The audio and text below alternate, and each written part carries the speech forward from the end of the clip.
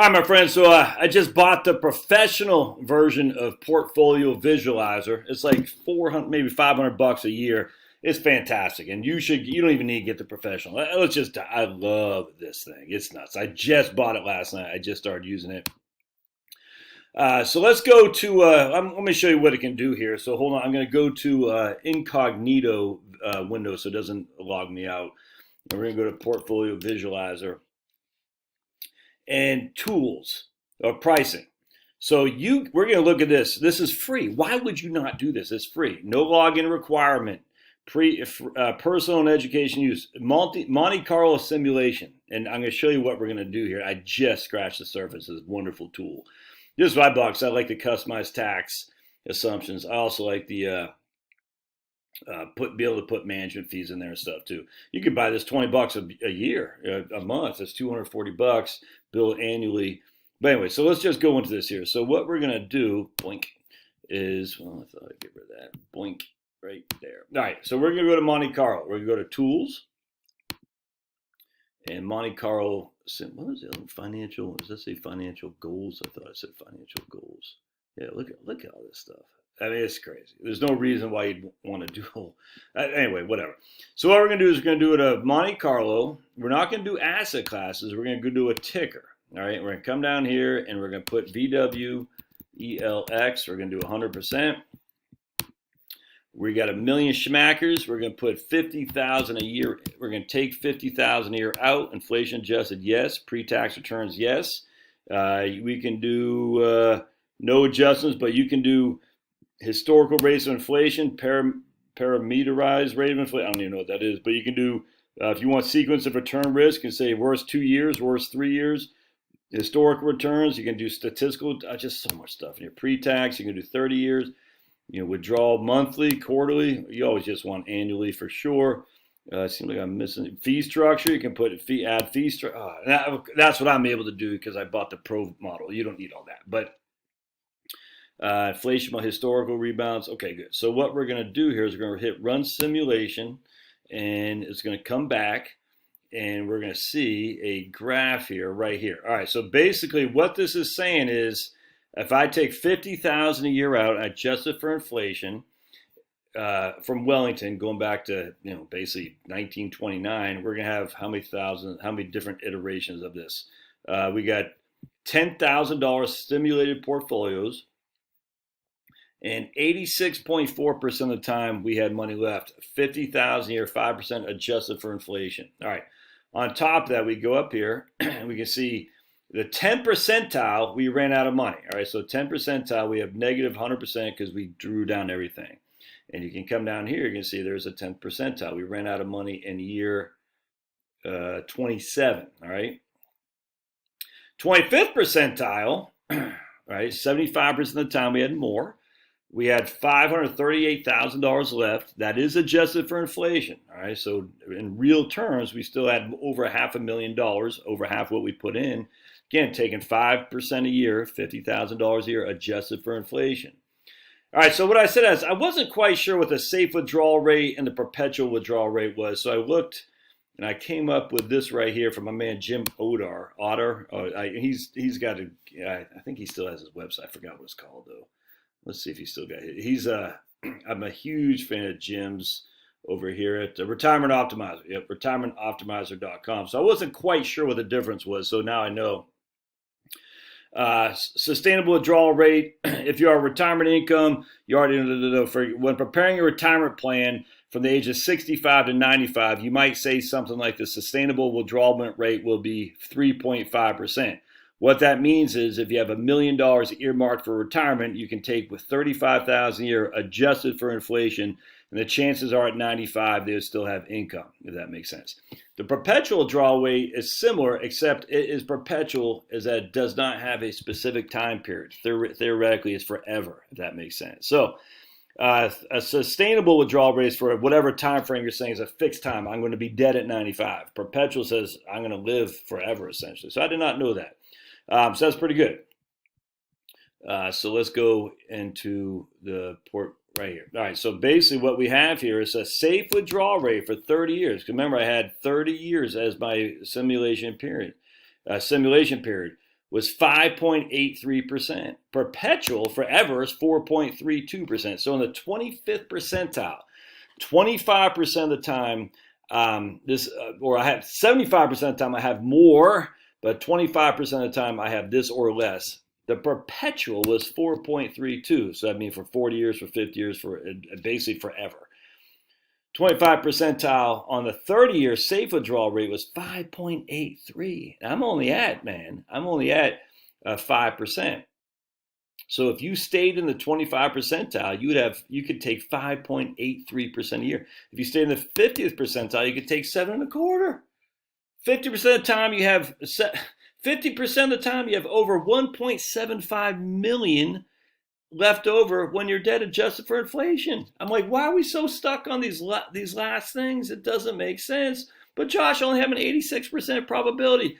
Yeah, 14% of the time you ran out of money. I'm sorry, it's just not that big of a deal. But 25% of the time or more, you had over $500,000, and you're able to take 5.83% out. Bah! And this doesn't assume you do anything, guardrails, or have less withdrawals. It's crazy. It's nuts. Let's do logarithmic. Log. So log is different. Remember, yeah, that's perfect.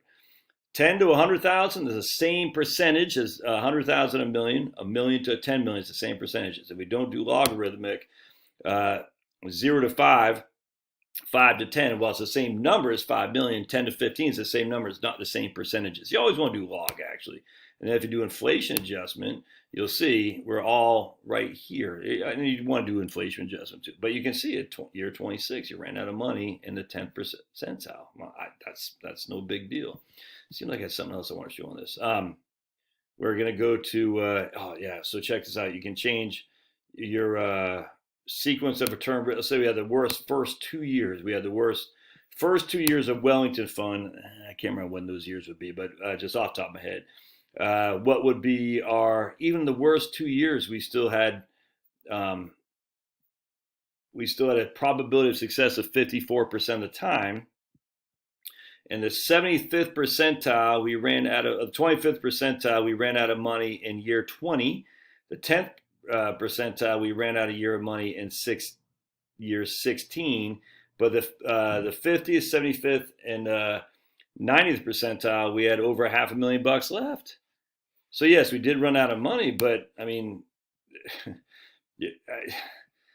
that just seems to be still pretty good. Your perpetual retirement is 5.8 at the 50th percentile. Then you can change it. Let's do instead of the 50th percentile, let's do the intervals to false. We'll do custom, and we'll change. We'll make it 10, 20, 30. There we go. 40. And then right there. All right, that looks good. Let's see if it does that. Return intervals. All right, let's see what happens there. I haven't done this yet. Let's see what happens there. This number of percentiles is 6. Okay, so we can only do 6. All right, so let's get rid of 20. Yeah, let's get rid of the 75. There we go. All right, let's see if that works. This is crazy. I love this thing. All right, so the 40th percentile.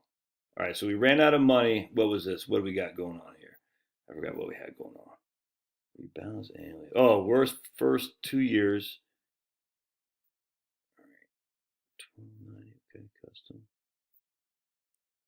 And we ran out of money. We had 54.5% success rate. And right here, okay. Okay, that's what I'm saying. 10, 20, 30. Okay, understood. All right, that's a little bit confusing. I changed it. So we ran out of money in the 40th, 5th percentile, but in the 50th percentile, we still had $200,000, and in the 90th percentile, 3. I want to get rid of that 91. That's confusing. So let's do this. Let's do 10, 30, 50. That's probably more like it. Let's do 10, 30, 50. Yeah, let's get rid of 20. That's too much on the downside. 10, 30, 50, 70, 90. There we go. And we'll do 95. Yeah, let's just do 90. All right, there we go. 10, 30, 50, 70, 90. Yeah, there you go. Sweet. All right, I'm gonna hit run. And again, this is the sequence of return risk. The negative numbers on the front end, the first 2 years. All right, so we ran out of money. Yeah, I still want to do it because no one really cares about the up. But in the 50th percentile, we still had money. Not much. We still had money. We had a safe withdrawal rate of 7.26. In the 30th percentile, we had a safe withdrawal rate of 6.11, except that we ran out of money. I think that's what that says because if we have sequence of return risk, you could take 4.65. Okay, I see what you're saying. Okay, this is what it's saying. Okay, that makes sense. In the 10th percentile, 90% of the time you had more than this, 10% of the time you had less. You could take out 4.65 and still sustain it for 30 years if you encountered the bad 2 years on the front end, if that makes sense. So let's go to no adjustments. We're just going to do what it did. Again, this started in the Great Depression, just FYI. Here you could take out 4.67 and never have run out of money. That is your safe withdrawal rate, essentially. Let's try something else. I wonder if we did, and let's just get rid of 30. And what we'll do here is we'll make it 5. There we go. And just see what that looks like. So here you could take out 4.04 and have had a safe withdrawal rate if you fell into the 5th percentile. That's pretty cool, man. All right, let's do one more. I think that's fun. Let's just do one. Blink. Oh man, I could play with this all day long, all night. Here you can take a 3.1. See, that's the thing about the safe withdrawal rate. It's like 3.11 in the 1st percentile. Yes, you ran out of money one time out of 100. That's just not that big of a deal. If you took 3.11%, you wouldn't run out of money. If you took 4.09%, you wouldn't run out of money. If you took in the 10th percentile 4.69, you would have. See how that works? It's like, okay, so just take out 3%, you won't run out of money. But why would you do that to yourself? Because 10% of the time you could have taken out 1.5 times more, 50% more. Crazy. That's in Wellington Fund. Seems like I want to do something else here real quick. Let's do 25 years because most of us aren't going to live in for 30 years in retirement. Again, there's ways you can download this whole thing. I just freaking love it. All right, so here's 25% retirement. In the 10th percentile, you didn't run out of money. If you had only had 25 years, you could take 5.19% if you're in the 10th percentile and not have run out of money. That's just fantastic. You could take out 4.53 in the 10%, in the 5th percentile and not have run out of money if you're only living for 25 years. There's so much stuff in here. All right, so I'm gonna stop there. I got so much to do on this, and you can go to watch this. You can do sequence of return risk. That's with no sequence of return risk. So let's go to historic. Where's the right here? Use full history. Yes. What if you say no? What does that do? Oh, you gotta change your parameter. Oh, dude, you freaking kidding me? Oh, I would marry this guy if I wasn't already happily married. So let's go to return. I want to go to sequence returns, bootstrap mom, block years, use full history, historic returns. Let's go to statistical returns. No, that's not what I want. Is it what I want? I'm gonna go to forecast returns. There we go. Time series. Okay. All right, we got mean, and we're gonna go to volatility. We're not gonna use. Yeah, maybe we'll do historic volatility. So we're gonna say you're gonna get 5% a year on Wellington with historical volatility. Let's just do a different volatility. Let's say volatility. We're gonna do no. We're gonna do a 15% volatility. So this is I'm kind of creating our own standard deviation. So we have a 5% average rate of return, which means you could get 50% on the upside or 40% on the down with a 99.8% probability. And let's see what we're looking at here. Let's see what we got. So here you have a 28 percentile success if we get that with a 5% adjusted for inflation and only a 25-year time frame. But even with that, check this out. If you were in a 1 or 5th percentile or 10th percentile, you could only take out 2% a year on your portfolio.